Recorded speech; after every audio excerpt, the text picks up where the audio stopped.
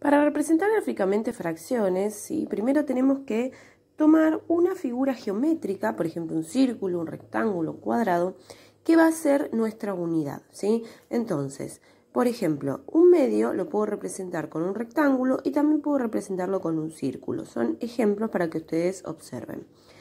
Un medio, en este caso el numerador es 1 y el denominador es 2. El denominador es el que me indica en cuántas partes voy a dividir la unidad.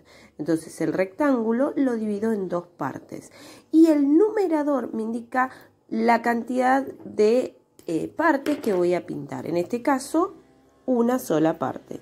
Entonces, un medio. Lo mismo hago con el círculo. Lo voy a dividir en 2, porque el denominador es 2, y voy a pintar una parte. Dividí el círculo en 2 y pinto una parte, ¿sí?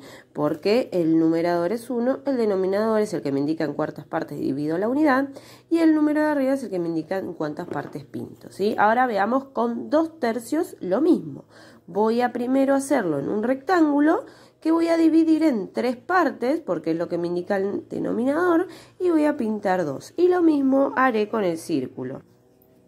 Entonces, en la unidad del rectángulo dividí en 3 partes la unidad y voy a pintar 2, que es lo que me indica el numerador, ¿sí? Entonces 1, 2. Si tuviera un círculo, también lo divido en 3 partes iguales, y porque es lo que indica el denominador, y pinto 2, que es lo que me indica el numerador de la fracción. Por lo tanto, podría representar 2/3 con un rectángulo o con un círculo, ¿sí?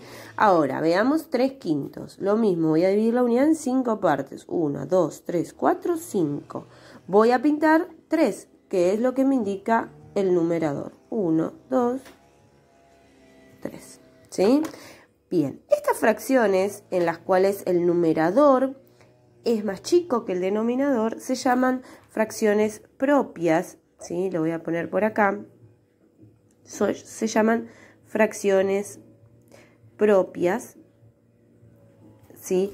Que es donde el numerador es más chico que el denominador, ¿sí?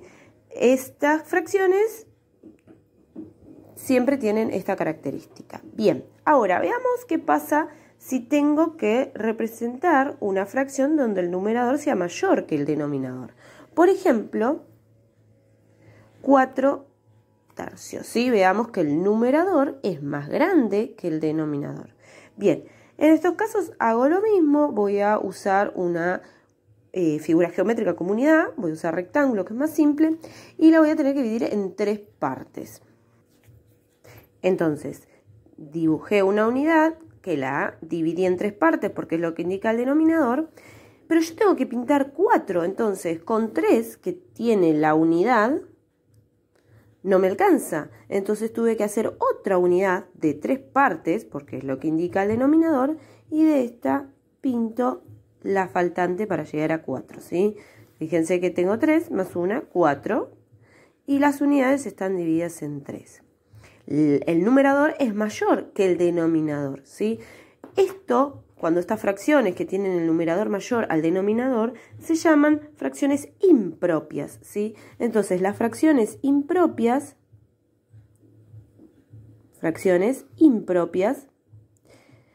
son las fracciones en las cuales la zona pintada cubre más que la unidad, ¿sí? Porque fíjense que yo acá tengo una unidad completa y necesité además otra unidad de la cual pinté 1/3, ¿sí? Bien, lo mismo pasaría si tuviera la fracción 5/2, ¿sí?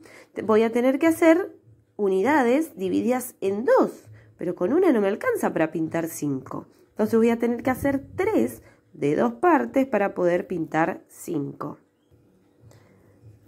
¿Ven? Entonces, tengo una unidad dividida en 2, porque es lo que indica el denominador.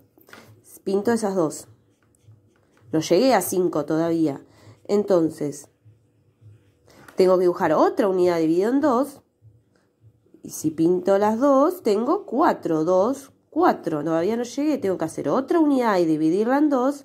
Y de esta voy a pintar solo una parte. Entonces tengo 1, 2, 3, 4, 5 medios. Fracciones impropias.